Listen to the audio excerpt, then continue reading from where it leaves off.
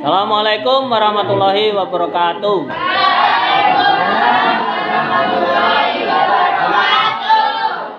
Terima kasih kepada Allah. Alhamdulillahirabbil alamin. Salam semoga tetap tercurahkan kepada Nabi Muhammad sallallahu alaihi wasallam.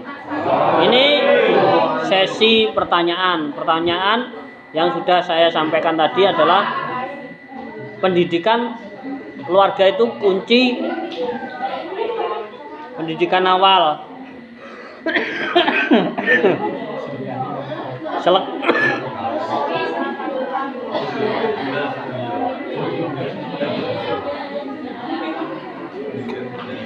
Saking semangatnya. Kemudian bertakwa, manusia yang bertakwa bagaimana? Ya, silakan yang menanyakan. Ya, silakan. Silakan. Ojo guyu ta.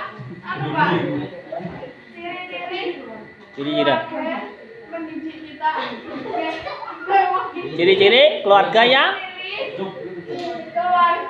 baik. Oh, ciri-cirinya mendidik kita. Ya memang setiap keluarga itu tidak sama sesuai dengan apa yang dia lakukan di keluarga yang dulunya. Jadi kalau keluarga yang dulu itu keras, anaknya menjadi keras. Ya sekarang jadi keras, biasanya seperti itu. Tapi karena ilmu pengetahuan yang dia miliki, keluarga saya itu keras ya, yang mendidik saya. Karena saya berilmu pengetahuan, saya mempunyai sikap-sikap dan sifat keras itu yang bagaimana, harus mempunyai pasnya itu bagaimana, salah itu bagaimana dihalusi, diberi. Karena pengajar itu harus memberi pelajaran yang berakhlakul karimah. Maka yang mendidik yang baik itu bagaimana? Standarnya adalah standar agama. Nabi Muhammad kita contoh. Bagaimana anak-anak kita sikapi dengan baik, kalau salah kita memaafkan dia, memberi contoh yang baik. Terutama orang tuanya memberi contoh, ya.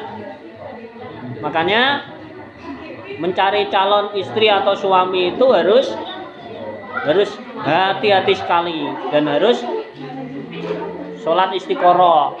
Ojo sembarangan nyomot ngono, kenalan nyomot seneng dan sebagainya, ndak. Ya begitu. Istiqoroh, sholat istiqoroh biar Allah ini menunjukkan siapa yang akan menjadi pendampingnya, yang akan menjadi pemimpin keluarganya. Terutama pemimpin keluarga itu bisa mengimami sholat, mengajari mengajari perbuatan yang baik. Maka cari orang yang buat baik. Jadi pendidikan awal keluarga yang baik bagaimana cara cirinya? Dia itu keluar dari rumahnya, dari keluarga yang baik, dia tahu mana yang baik, mana yang buruk, kemudian dia bisa melakukan hal-hal yang terbaik bagi dirinya sendiri, tidak merugikan orang lain dan bermanfaat bagi orang lain. Terutama kalau di media sosial itu harus hati-hati, jangan merugikan orang lain. Jangan bengok-bengok yang enggak genah-genah, ngelek-ngelek sopo ae, walaupun jelek wis gak usah dielek. Enggak boleh ngomong yang sembarangan ngono. Makanya saya itu kalau ceramah-ceramah di mana saja, di sini atau di masjid-masjid, saya syuting itu di YouTube, saya hati-hati sekali. Ngomong saya omong kudu hati-hati karena bukan manusia yang melihat itu enggak suka. Allah dan makhluk yang lain enggak suka kepada kita. Omongannya enggak guna, memberi fitnah, gibah, ngejek, ngolok, enggak jelas, enggak penting ya. Ya, makanya manusia yang baik itu adalah orang yang dididik oleh keluarganya untuk kebaikan, contoh dari Nabi Muhammad, ya. Ngerti ya? Ada yang lain? Ya, silakan. Akeh sing teko.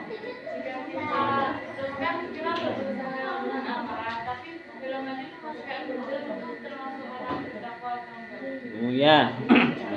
Biasanya orang yang marah itu ada gara-garanya. Ada sebab-sebabnya marah.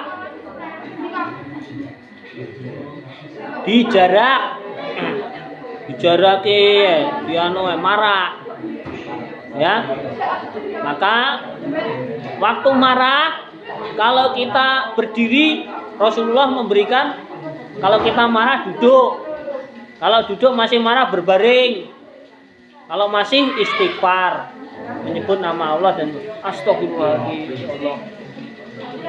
Maaf ya, saya salah, walaupun masih salah kuno, kita disalah-salahkan. Awak dhewe gak salah. Ya saya salah. Maaf ya.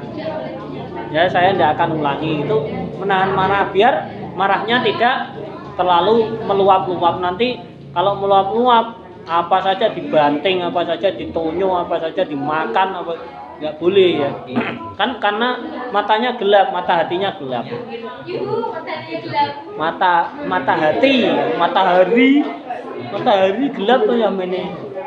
Jadi kita sebagai orang yang pengen biar tidak marah, kalau marahnya berdiri duduk, kalau duduk tidak bisa berbaring marah berdiri lagi, mama. Apa meninggalkan dia, maaf saya mau ke belakang dulu ya. Lo ke belakang gak marah, datang ini ya. Carane ngono. Tapi kita sebagai orang yang normal mesti ada marah, mesti ada, tapi mensikapi dengan baik bagaimana cara kita marah ya.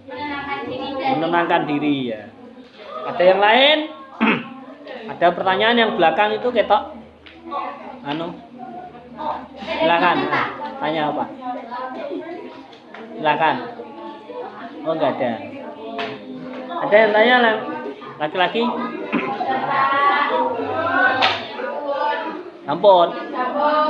Jadi kesimpulannya, kalau kita ingin menjadi keluarga dan menjadi manusia yang bertakwa, yang harus kita lakukan itu yang pertama, kalau sudah dewasa carilah calon istri atau suami yang baik. Sholat istiqoroh, cari yang bertakwa kepada Allah, terutama yang sehat, laki-laki yang sehat, perempuan yang sehat. Ya, dari keluarganya dilihat. Inggri-inggrian aja, cari yang lain. Ekonominya pekerja keras. Ya, makanya Allah memberikan kepada kita pilihan hidup. Rasulullah memberikan nikah itu ada 4 hal yang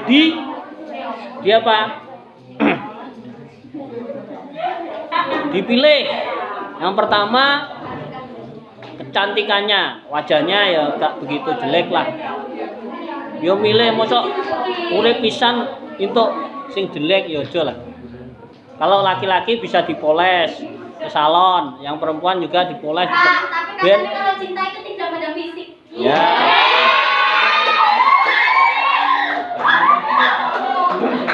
Love is blind. Love is blind.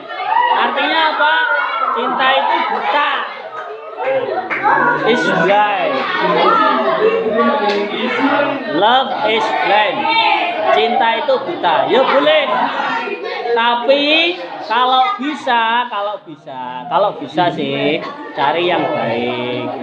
Wajahnya baik. Kalau nggak bisa wajahnya, ya kelakuannya baik, akhlaknya baik.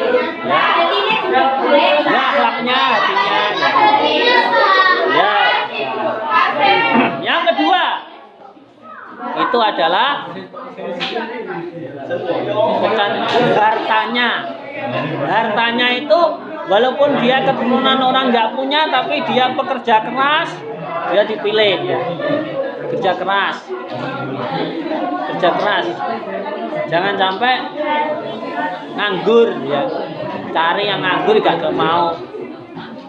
Wong wedok ayu entuk wong ganteng nganggur ya rugi tuh. Ya, tapi tidak materialistis, tidak. Ya. Maka harta itu penting, tapi tidak menjadi tujuan untuk melakukan hal yang tidak baik. Hanya fasilitas untuk memenuhi kebutuhan sehari-hari. Kalau bisa mempunyai pekerjaan calon suaminya itu.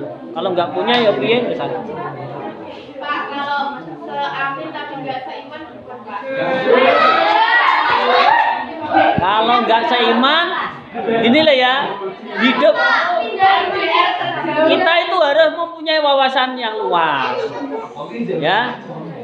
Rasulullah itu diberitahukan oleh Allah. Janganlah kamu menikahi orang-orang musyrik, kamu akan jadi musyrik. Janganlah kamu menikahi orang-orang yang munafik dan sebagainya, itu di An-Nur itu loh. Ya. Jangan ya. Nikah itu yang seiman saja. Tidak berisiko kalau seiman itu. Kalau tidak beriman walaupun ganteng kaya berisiko. Cerai kok. Karena prinsipnya ada beda. Oh, laki-laki mosok kuwi tok, wakeh laki-laki Islam itu banyak. Perempuan Islam juga banyak. Ngapa wawasannya sempit begitu? Itu wawasan sempit itu bot stupid itu. Kalau menurut saya, laki-laki loh banyak, Islam banyak itu yang baik-baik. Perempuan juga banyak yang baik. Mengapa kok mencari yang itu? Ya, itu pandangannya harus diluaskan. Pekerjaan juga begitu, kerjaan ini. Ya, Pak, silakan. Ya. Bagaimana kalau kan kita itu ketika sebelum menikah kan kita sudah tahu misalnya kayak ya kita yakin sama orang tersebut. Nah, ketika nantinya setelah menikah sikap-sikapnya itu berubah gitu loh Pak. Maksudnya sebelumnya kita sudah yakin bahwa baik, namun setelah menikah itu sikap-sikapnya yang buruk itu keluar. Bagaimana kita cara menyikapi hal tersebut Pak? Oh ya. Makanya love is blind. Cinta itu buta. Ya. Banyak sekali rumah tangga pecah, hancur gara-gara salah memilih pasangan. Tetapi kita mensikapi harus positif dulu. Ya, positif. Makanya setiap memilih siapa saja calonnya, itu harus minta kepada Allah. Sholat istiqoroh. Kalau nggak sholat istiqoroh sombong itu. Memilihkan. Kalau punya cadangan ini, laki-laki ini pandangannya mengenal kita, ya kita sikapi dengan baik pria-pria itu atau wanita itu. Ya. Kemudian kita sholat istiqoroh. Siapa yang mendekat sekali, nah itu kita pilih. Tapi harus menyelidiki. Kalau sudah menyelidiki bagaimana sifatnya, sikapnya dan sebagainya, apakah bisa dirubah sikap sifatnya itu dengan berusaha. Kita jangan mengambil resiko. Kalau mengambil resiko nanti pecah tengah jalan. Makanya banyak rumah tangga pecah tengah jalan karena mengambil risiko atau tidak tahu ilmu pengetahuan masalah rumah tangga. Makanya di Kemenak itu KUA mengadakan pelatihan pranikah, diberi wawasan pernikahan. Teman-teman saya kan kepala KUA tuh ya. Kepala KUA itu memberikan masukan-masukan itu. Ya. Ngerti ya? Sholat istiqoroh. Kemudian yang ketiga, tadi kecantikan, harta, nasab atau keturunan. Carilah keturunan yang baik. Ya, caranya piye nyelidiki laki-laki ini baik atau enggak? Dia keturunannya baik, orang tuanya bagaimana? Orang tuanya sakit-sakitan enggak? Nanti kalau orang tuanya sakit-sakitan kita nikah, kadung nikah anaknya sakit-sakitan pisan. Karena apa? Gennya atau darah kromosom yang ada di orang tua itu masuk ke anak kita. Karena apa? Bibitnya sperma sama ovum itu masuk kandungan, kemudian menjadi seorang anak dan hidup sesuai dengan orang tua yang dulu. Cari yang kuat ya. Kemudian yang keempat, pilihlah agamanya. Pilihlah agama. Ya, makanya ya, janganlah kita menjadi yang apa? Yang salah pilih. Maka standarnya kalau menikah seorang pasangan itu 4 itu.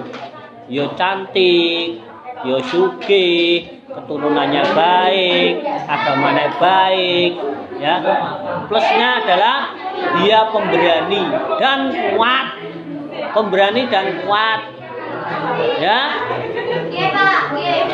Makanya zaman dulu itu orang-orang wanita itu kenapa kok jadi selir-selir raja? Karena raja ini kuat, sakti mandraguna. Timbang dipek bujuk tukang penggembala kambing dipek selirnya raja. Oh, orang-orang zaman dulu. Jadi seperti itu. Kalau saya seorang wanita di desa kemudian ada raden duwe bojo 100, aku dirabi ya gelem. Aku dirabi karo raden sakti mandraguna kok anakku jadi sakti mandraguna sugih. Cari yang begitu. Kalau saya wanita, cari yang baik, yang unggul. Nyangko cari inggri-inggrian. Urip pisan inggri-inggrian. Nah, ini masalah-masalah yang mungkin nanti akan kita semua alami ya. Hal-hal yang saya jelaskan ini sebagai penjelasan, mungkin suatu ketika kita yang mengalami ya. Ada lagi terakhir? Ampun. Terima kasih, mohon maaf kalau ada kesalahan. Yang terpenting kita harus bermanfaat bagi orang. Khairun nas anfa'uhum linnas. Manusia yang baik itu adalah manusia yang memanfaatkan hidupnya bagi orang lain, bermanfaat bagi manusia yang lain. Terima kasih. Kita akhiri. Subhanakallahumma asyhadu an la ilaha illa anta astaghfiruka wa atubu ilaik. Assalamualaikum warahmatullahi wabarakatuh. Waalaikumsalam warahmatullahi wabarakatuh.